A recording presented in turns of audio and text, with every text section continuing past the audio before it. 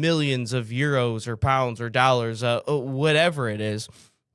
And then you also have to be, a Spanish. You have to be of Spanish descent. You have to be a member of the club for 20 years. Like regardless of what position it is, you just have to be a member of the club. It's unreal. And then yesterday, he comes out to the media. This is the first time he's done a press conference in 8 years. The first time since 2018 he has done a press conference. And these are just some of the quotes that this guy said yesterday. And remember, he started off this thing with, I just want to regret to inform everyone that I will not be resigning as the Real Madrid president. Look, we all know the turmoil that's going on with the club right now, and this is just kind of the cherry on the top. Let's see here. He says, first off, he had to start by, he does not want a re-election. But he is calling for people that if they want to run against them, they are more than welcome to. And if they can run against them, by the way, our good friend Fabian has sent me a 75 million is what they have to have in the bank account just to even run. He did show me a person that is going to run against Florentino Pérez. He is insisting that Real Madrid is not a dictatorship, that he is the greatest president of all time. He's informing everyone that he's the greatest president of all time, and that in order to get this guy out of the office of Real Madrid, they will have to shoot him in order to get out of becoming the Real Madrid president. He claims that players fight each other every single season, and this part's a little bit scary to me. This exact quote, where in the world is it? He goes, where is it? Where's it at? Okay, here it is. It's not the first time that players fight with each other. It happens almost every season, but someone leaked it for the first time, and we know who it was. It should have stayed within the club, and it won't happen again. That's a little scary to me, just personally.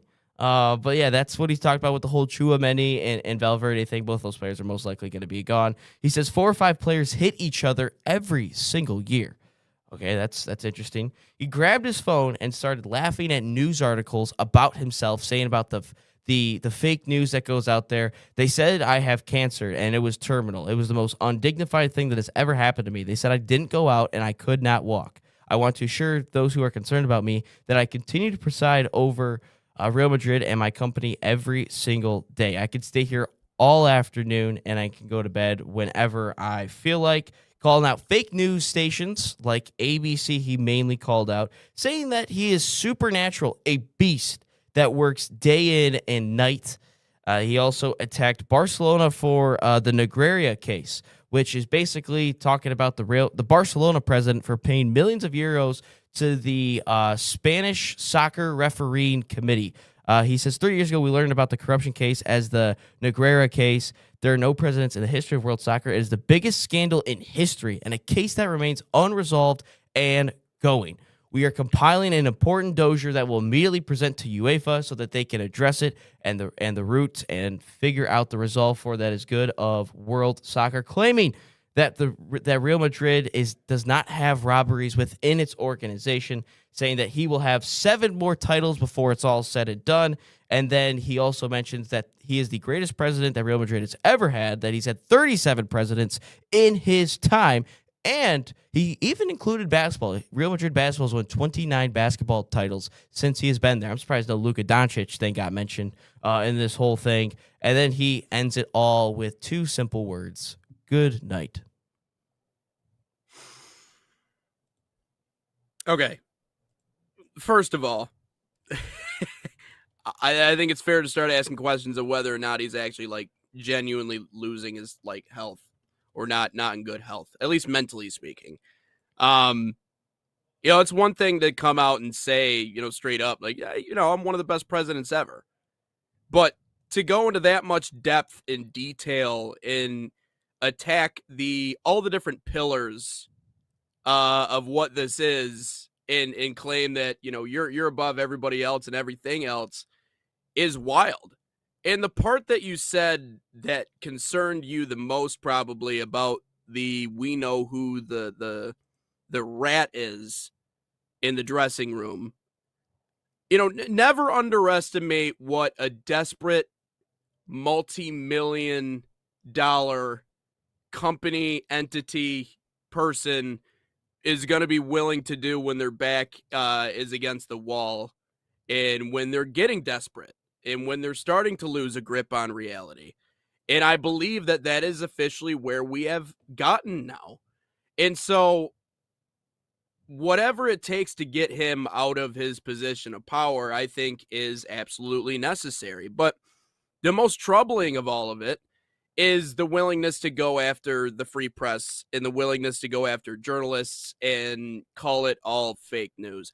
I don't know what happened that ushered us into this like segment of society, this generation that we exist in now, where it's easy for people to cast off things as fake news and just simply deny things that are real and that are right in front of you. But Zubamendi has done exactly that. Yeah, maybe there's fighting in the locker room every year. I'd be willing to admit that there is. And truthfully, Ryan, I told you once upon a time, if I'm a head coach or a manager, right, my guys aren't fighting in some respects, I don't like it because it means they don't care. But the level of toxicity that is if they're fighting, I don't think Madrid, that. I think that still shows that they care a little bit. It depends on the context of the fight. No, that's why I said it shows that they do care, not that they don't care. It shows that they do care. But the biggest part about this is not that it's just simply been fighting. We've seen the layers and the levels to what has gone on and just how bad it's gotten in that Real Madrid locker room. Sorry, not locker room, the dressing room. I thought you were going to say clubhouse. No, no, not this time around. There really is no way of explaining yourself out of this situation. There's no way of maneuvering your way out. And the fact that he would choose to, instead of just doing what probably would have been the better choice and being open and honest and heck, maybe even apologizing about it, goes out of his way to attack everybody and everything else. There's no way I see this storyline ending any other way than complete and utter disaster. What are your takeaways from this? That he's just a crazy person. That's really all I got. That's all my takeaways from it. I know there's another quote that I forgot to mention about the whole like running up against him. He says that if you are running against me, go ahead, see if you can. But this is your opportunity. But don't move in the shadows with publications and news outlets.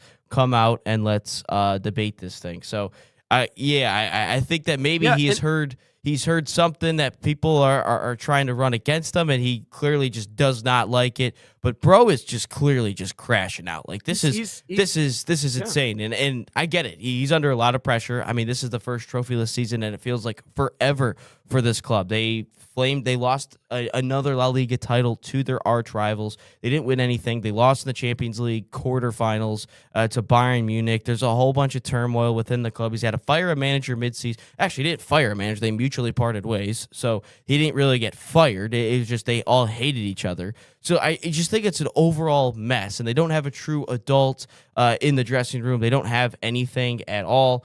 Dave says there should be fighting in the locker room, by the way.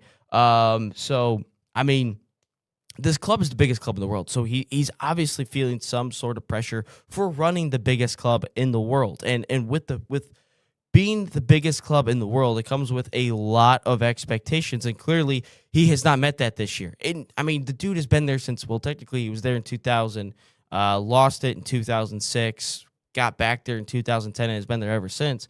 I mean, he's seen, the greats. He's seen their team he's seen this club at its highest. He's seen the club rebuild a stadium in COVID, which it was so funny watching Real Madrid play during COVID because they were playing at their training ground because obviously they couldn't have fans and they were rebuilding their stadium so they could host NFL football games, which I will still stand by as the dumbest thing ever, is the international NFL games.